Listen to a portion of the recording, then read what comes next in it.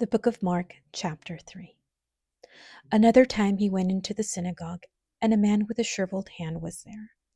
Some of them were looking for a reason to accuse Jesus, so they watched him closely to see if he would heal him on the Sabbath.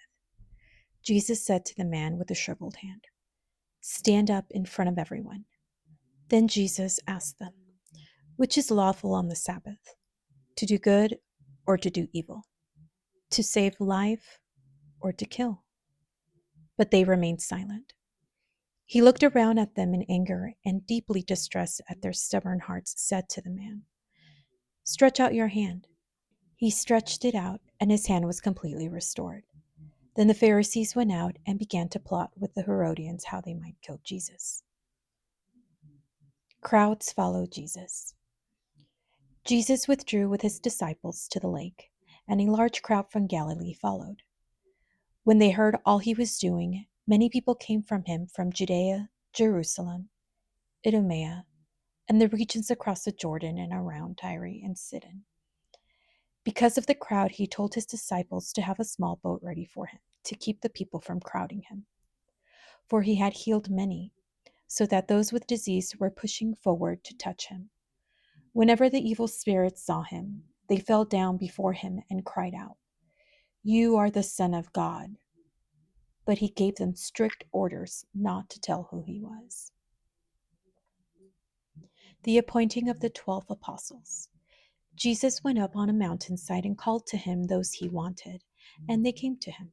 He appointed 12, designating them apostles, that they may be with him, and that he might send them out to preach and to have authority to drive out demons. These are the 12 he appointed: Simon, to whom he gave the name Peter; James, son of Zebedee, and his brother John.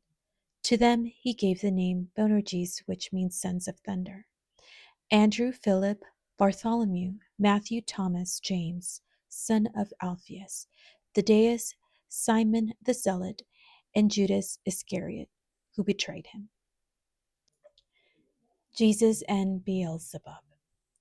Then Jesus entered a house, and again a crowd gathered, so that he and his disciples were not even able to eat. When his family heard about this, they went to take charge of him, for they said, "He is out of his mind." And the teachers of the law who came down from Jerusalem said, "He is possessed by Beelzebub. By the prince of demons he is driving out demons." So Jesus called them and spoke to them in parables. How can Satan drive out Satan? If a kingdom is divided against itself, that kingdom cannot stand. If a house is divided against itself, that house cannot stand. And if Satan opposes himself and is divided, he cannot stand. His end has come. In fact, no one can enter a strong man's house and carry off his possessions unless he first ties up the strong man. Then he can rob his house. I tell you the truth, all the sins and blasphemies of men will be forgiven them. But whoever blasphemies against the Holy Spirit will never be forgiven. He is guilty of an eternal sin. He said this because they were saying he has an evil spirit. Jesus' mother and brothers. Then Jesus' mother and brothers arrived.